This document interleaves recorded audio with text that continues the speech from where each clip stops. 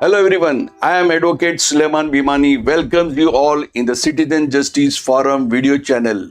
Our mission is to empower Indian citizens by sharing knowledge about their fundamental rights as specified in the Constitution of India. If you are watching us for the first time, don't forget to subscribe and click the bell icon and select all. So whenever we are online or we upload a new video, you get a notification. Sharing this video with your contacts would be greatly appreciated. आदाब, नमस्कार दोस्तों, आप सभी का स्वागत है citizen justice forum के इस वीडियो चैनल पर। आज का जो टॉपिक है, मुंबईकर का सपना एक घर हो अपना, आज उसी के बारे में ये टॉपिक है। और हमारा जो सिटीजन जस्टिस फोरम का ये जो चैनल है, वो आम नागरिक को किस तरह से एम्पावर, किस तरह से सशक्त कर सकता है, ताकि उसको जो हमारे संविधान ने जो हक दिया है उनकी जानकारी उनको प्राप्त हो और वो अपने आप को वो अधिकार से वंचित ना रखे। कल ही मैंने एक बहुत अच्छी फिल्म देखी, आर्टिकल 15, और वो आर्टिकल 15 जब वो मैं पिक्चर देख रहा था तो मैं यही सब चीज सोच रहा था कि एक आम आदमी को उसके मूलभूत अधिकार जो फंडामेंटल राइट्स है उसकी जानकारी ही नहीं है, और अगर जानकारी नहीं है तो लोग उसका किस तरह से दुरुपयोग करते हैं, उसको मिसयूज करते हैं। और मैं क्या बताऊं कि वो फिल्म देखने के बाद में मैं भी थोड़ा हिल गया था कि इतना सब जो होता है, इतना अच्छा संविधान है हमारे पास में, और ये इसके लिए होता है कि हमारे पास उसकी जानकारी नहीं है। आज जो हमारा प्रयास है, जो रेरा आई है, यानी जो महाराष्ट्र में महारेरा है, वो इसके लिए आई है कि जो होम बायर है उसके साथ में जो आज तक बिल्डर लोग ने जो उनके ऊपर अत्याचार किया है वो अत्याचार ना हो, उसके लिए महारेरा आई है। और सिटीजन जस्टिस फोरम का भी यही मकसद है कि जो होम बायर जो है, जो अपने जीवन भर की मेहनत करके जो कमाई हुई पूंजी है वो लगाता है, और ऐसे 30 से 40% बिल्डर आज की तारीख में पूरे महाराष्ट्र या मुंबई में देखो, वो पैसा तो ले लेते हैं लेकिन काम नहीं करते, प्रोजेक्ट स्टॉल हो जाते हैं। रीडेवलपमेंट के अंदर जो एक्सिस्टिंग मेंबर है वो अपना छत बिल्डर को उस भरोसे, उस आस पे और उस सपने पे दे देते हैं कि उनको थोड़ा बड़ा घर मिलेगा, 200-250 स्क्वायर फीट कॉर्पस फंड मिलेगा, और जब तक वो बिल्डिंग तैयार नहीं होगी तब तक वो उनको बिल्डर भाड़ा देगा। लेकिन ये सपने धरे के धरे रह जाते हैं, और उनकी जो पेनफुल जो जर्नी चालू होती है उसके लिए महारेरा आई है। यानी रेरा जो है वो पूरा इंडिया के अंदर है और महाराष्ट्र के अंदर उसको महारेरा बोलते हैं। तो आज की यही टॉपिक है। For many home buyers in India the journey after booking an apartment is anxious with uncertainty and frustration in most cases. The pattern is too familiar. Builders aggressively pursue potential buyers before the homes are booked. आज की तारीख में अगर आप देखो, आपको हर दूसरा phone call आता है कि फलाने बिल्डर का प्रोजेक्ट थाना में लॉन्च हो रहा है, फलाने का प्रोजेक्ट अंधेरी में लॉन्च हो रहा है, आप इंटरेस्टेड हो क्या? यानी आपको किसी भी तरह से वो आपको उनकी ऑफिस में बुला के इस तरह से वो मार्केटिंग करते हैं और इस तरह से आपको अर्जेंसी दिखाते हैं कि आज अगर आप बुक कर दोगे तो आपको 5 लाख रुपए का फायदा है। आप जीपे से करो, ऑनलाइन से करो, आपके पास पैसे नहीं है, आप अपने दोस्त के, आपके बच्चे के, आपके भाई के, आपके बहन के किसी भी के अकाउंट में से एक बार ट्रांसफर आप कर दो, और आप वो डॉटेड लाइन पे साइन कर देते हैं जो पेंसिल से लिखा रहता है। वो लोग जो फॉर्म जो भरते हैं, बुकिंग फॉर्म, वो पेंसिल से लिखाते हैं, आप साइन कर लेते हो एक्साइटमेंट के अंदर कि मुझे आज 5 लाख का फायदा हो गया। वो फायदा कुछ नहीं होता है। आपको जो वो प्लान जब दिखाते हैं वो एक क्या बोलते हैं, वो सेल्स प्लान रहता है और उसमें जो एरिया रहता है और एक्चुअल जो अप्रूव्ड प्लान रहता है, जो जिसको हम बोलते हैं कि प्लान पास हुआ है एमसीजीएम का या कॉरपोरेशन का या पंचायत का, वो अलग रहता है, वो आपको दिखाने में नहीं आता है। आपको जो एक्साइटमेंट करने में आती है और आपको ऐसा लगता है कि बस अगर ये फ्लैट मैंने नहीं लिया तो मेरी जिंदगी का कोई मायने नहीं रहता है, और आप वो एक्साइटमेंट के अंदर, वो मोमेंट के अंदर आप इतने कैरिड अवे हो जाते हो, आप वो फ्लैट बुक करा लेते हो। फिर जब उसकी फाइन प्रिंट आती है, फिर उसमें सारे कंडीशंस रहते हैं, तो आप कभी भी बिल्डर के यहाँ जाओ, उसका प्रोजेक्ट देखो, घर पे आओ, मोबाइल है, लैपटॉप है, पहले वो बिल्डर की गूगल में जाके जानकारी प्राप्त करो कि उसके कितने स्टॉल प्रोजेक्ट है। फिर रेरा की वेबसाइट पे जाओ और वहां पे जो प्लान दिखाया है, जो अप्रूव्ड प्लान है और आपका जो सेल प्लान है, उसके साथ आप कंपेयर करो। फिर वो अप्रूव्ड प्लान जो है, वो चाहे म्युनिसिपल कॉरपोरेशन का हो या थाना का हो, उसकी वेबसाइट पे दोनों टैली करो आप कि वो ही है। क्योंकि अभी मेरे पास जो एक अमरनाथ का एक जो केस आया है, वो केस में ऐसा है कि 2021 में उसका जो रजिस्ट्रेशन था बिल्डर का, वो लैप्स हो गया था, उसने रिन्यू नहीं किया। लेकिन उसने 2022 के अंदर 4 से 6 फ्लैट बुक किए, वो 21 को उसने 22 कर दिया, रजिस्ट्रार के ऑफिस में गया और रजिस्ट्रेशन कर दिया। अब जो होम बायर है उसको पता लगा कि ये तो मैंने पैसे दे दिया हूं, लेकिन वहां पे काम तो चल ही नहीं रहा है। और जब इंक्वायरी किया तो पता चला 2018 से काम बंद पड़ा है।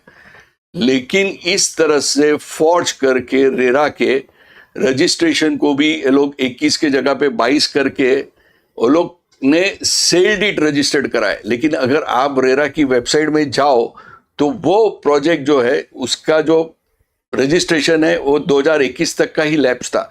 तो ये सब गलती जो है वो हमारी भी है एज एन होम बायर, हम उसको नहीं देखते हैं और फिर बाद में हमें पछताना पड़ता है। तो आप जो है ड्यू डिलिजेंस करो। जैसे जवान मूवी में शाहरुख खान ने बोला था कि आप सब्जी तरकारी जब लेने जाते हो, फुटपाथ पे जो बैठा हुआ है उसके साथ में हम भावताल करते हैं, ये पूछते हैं कि उधर तो फलाने भाव में मिल रही है, आप क्यों ज़्यादा में बेच रहे हो।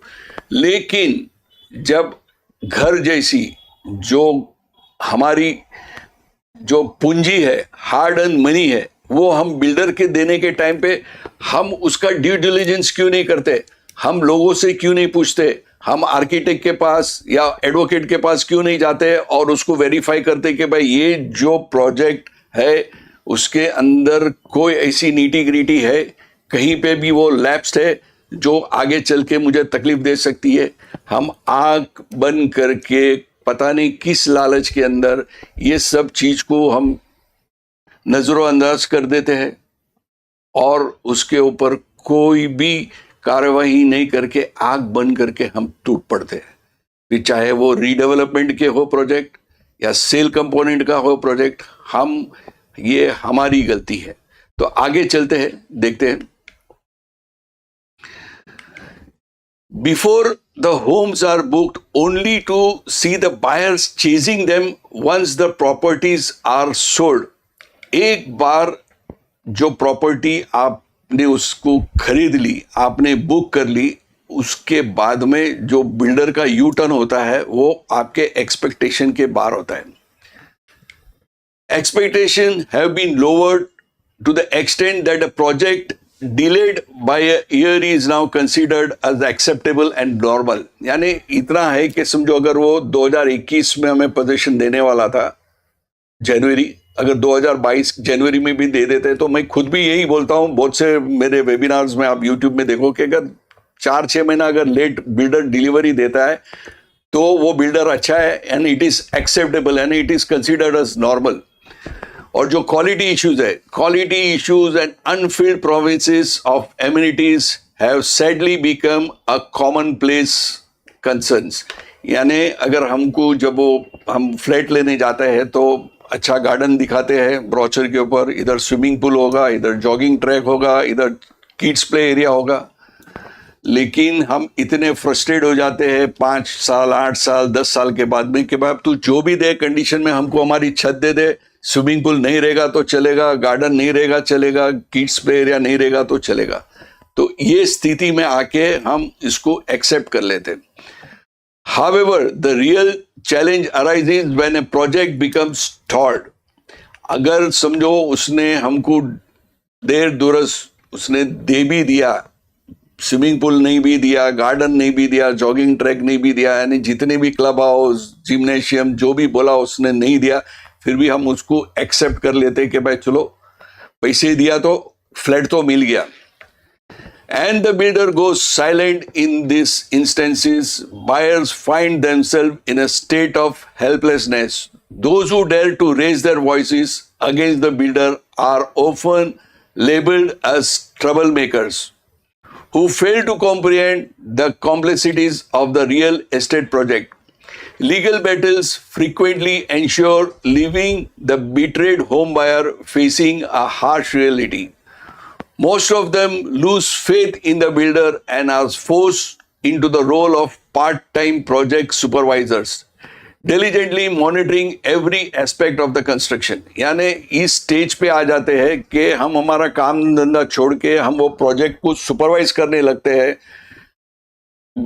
वीक में एक बार 2 बार जाके देखते हैं कि बिल्डर ने ये काम किया कि नहीं किया, काम बरोबर किया, अगर किया तो बरोबर किया कि नहीं। यानी ये सब चीज जो है, ये मुसीबतें जो है, ये तकलीफें है, वो अभी एक कॉमन फैक्टर हो गया है कि अगर आपने फ्लैट बुक किया है तो ये सब चीज से आपको गुजरना होगा।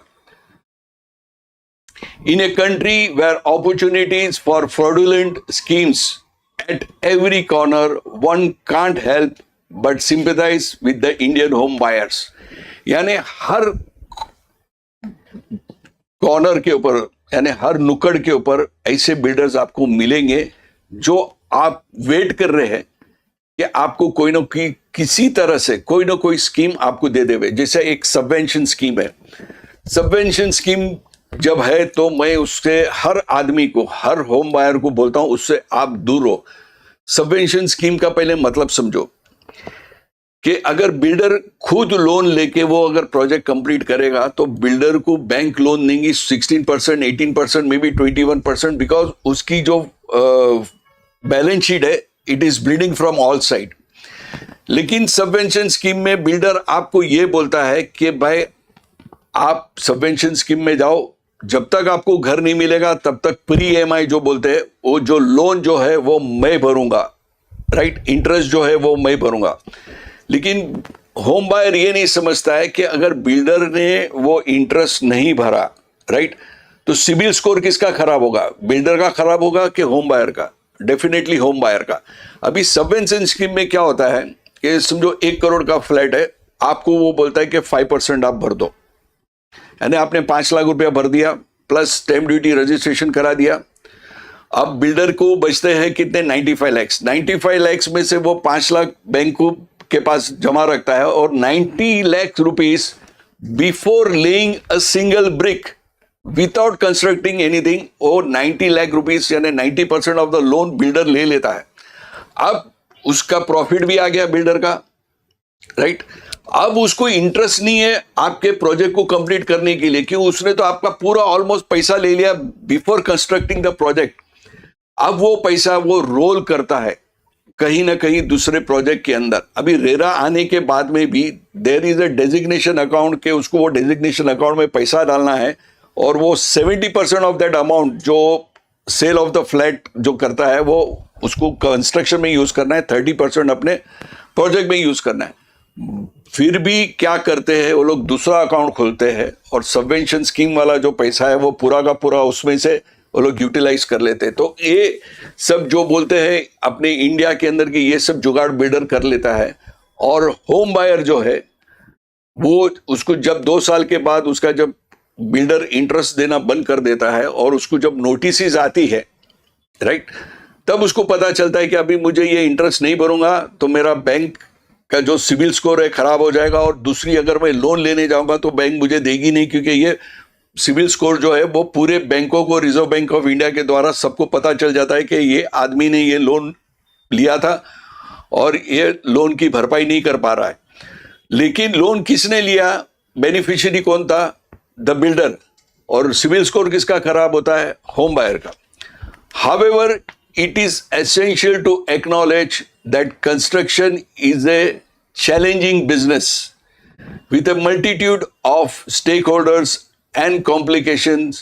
Nevertheless, there is no excuse for mistreating customers, no matter how complex the internal challenges may be.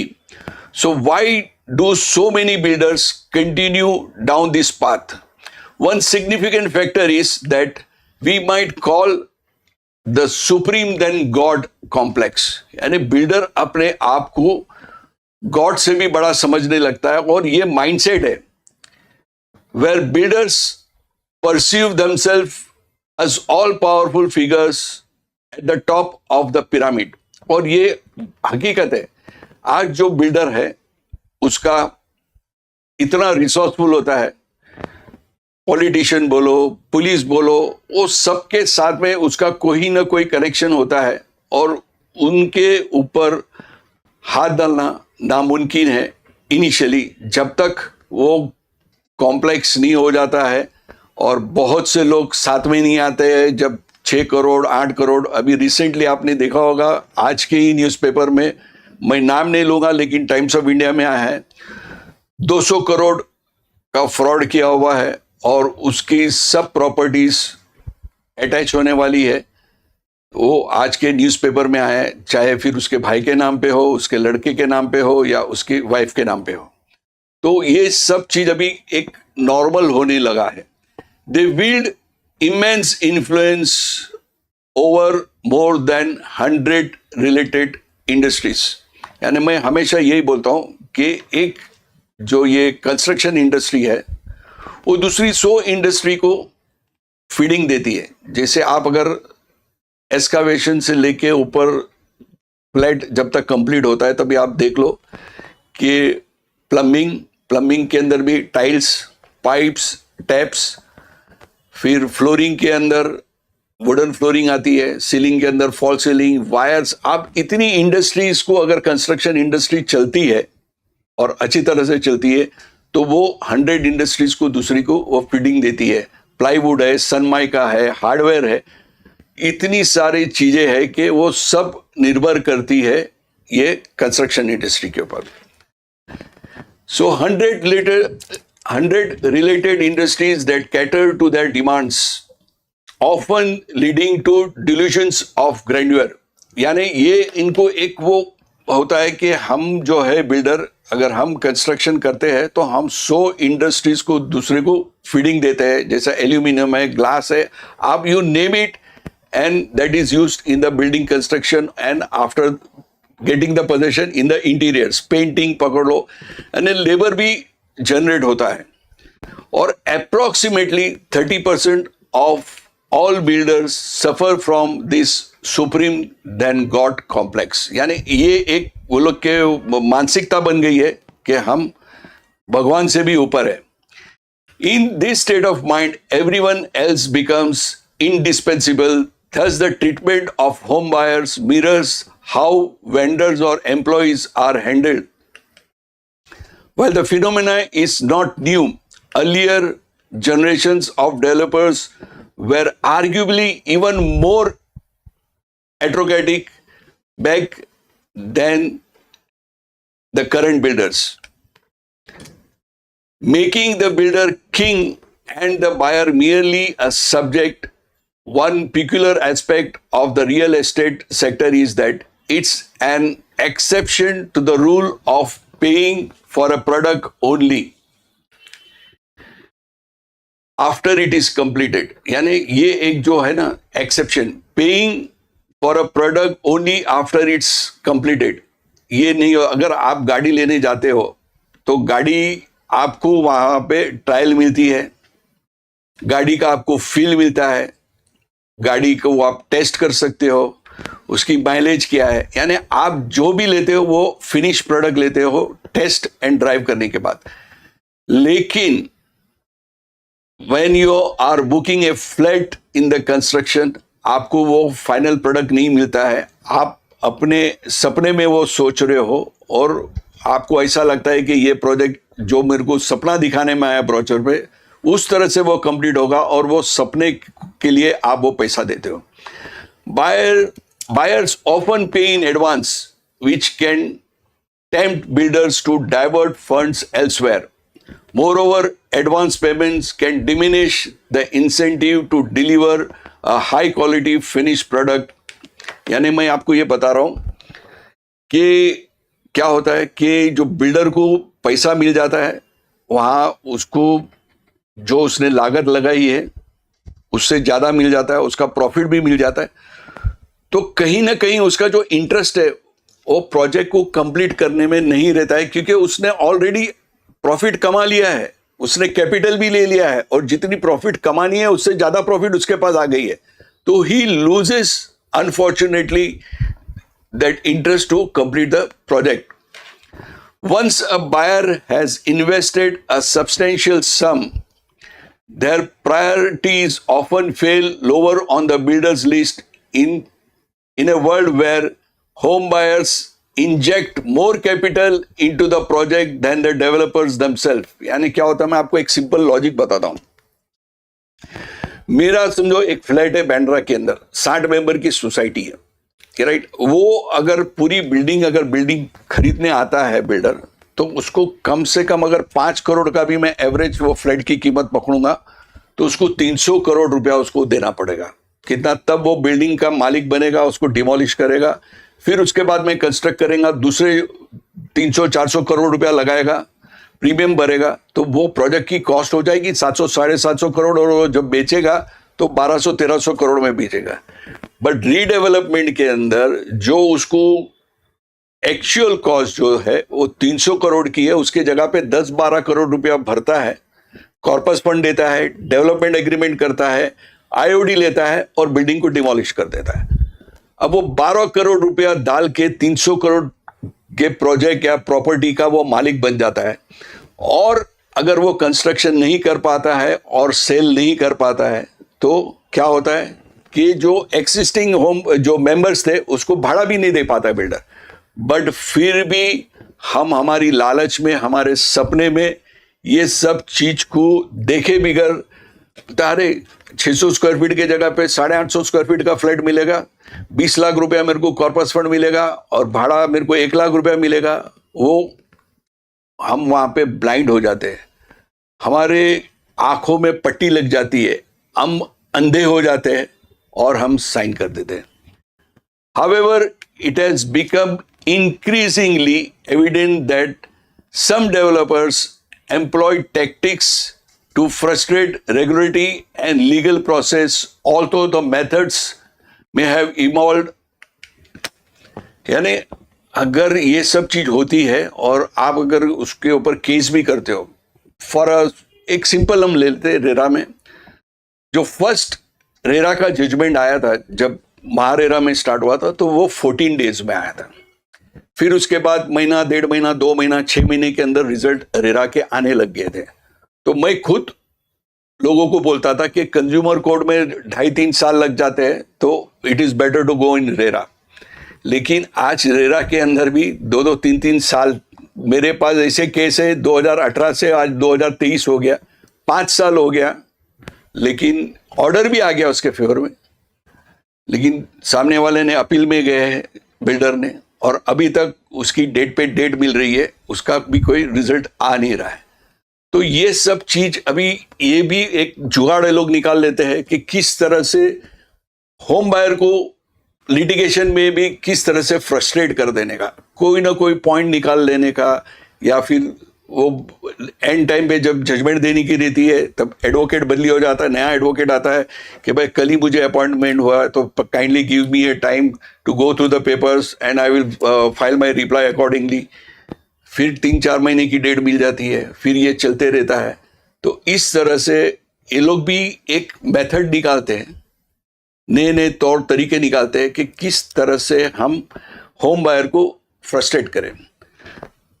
The underlying intentions remains the same for many players.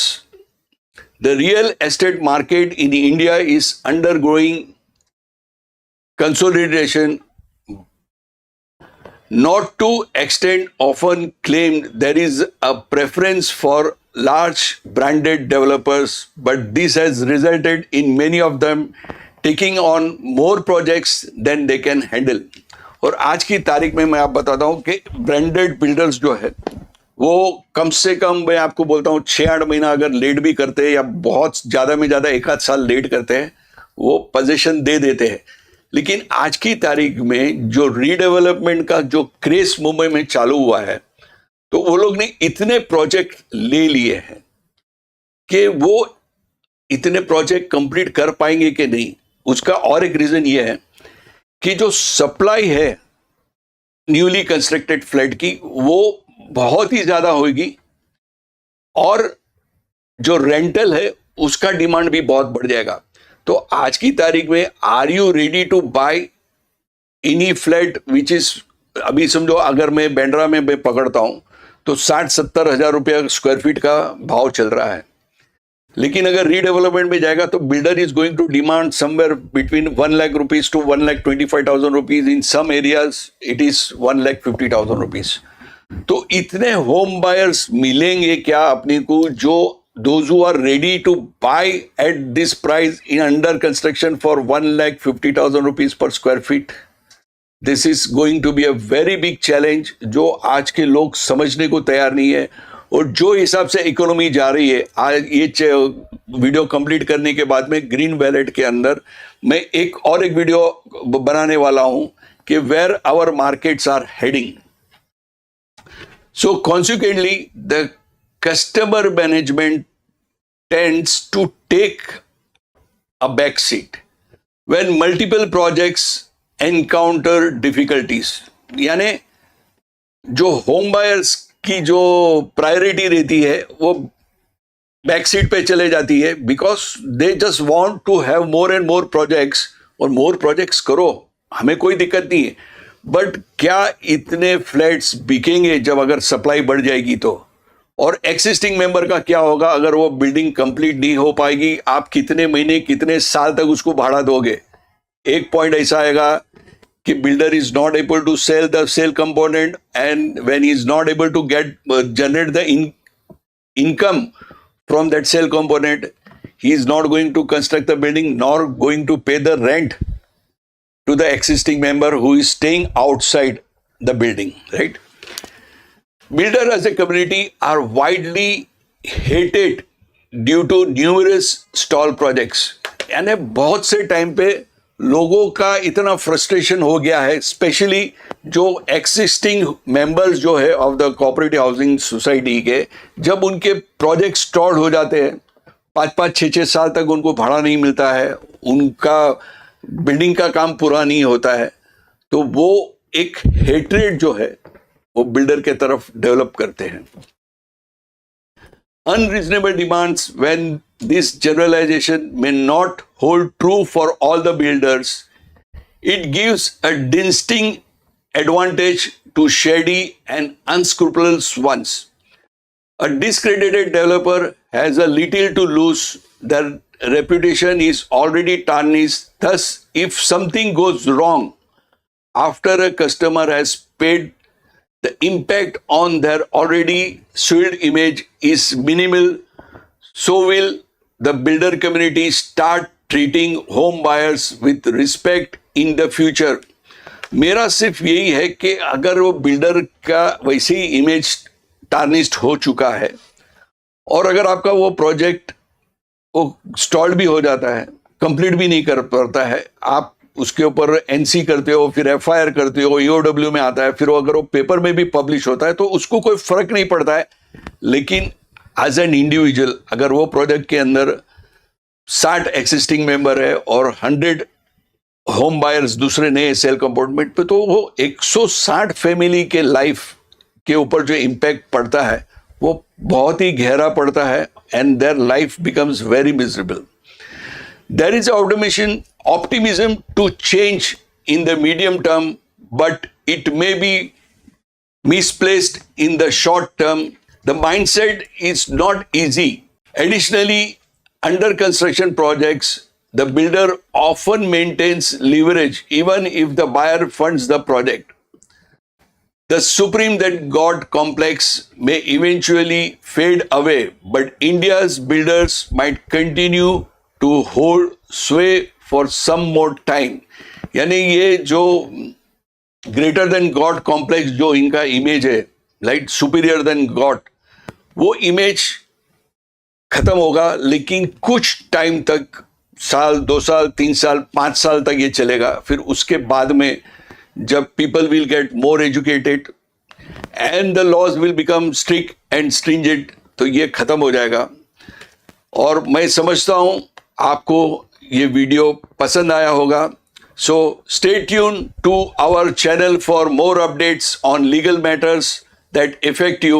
If you find this video informative, please like, share and subscribe for more engaging content on legal issues.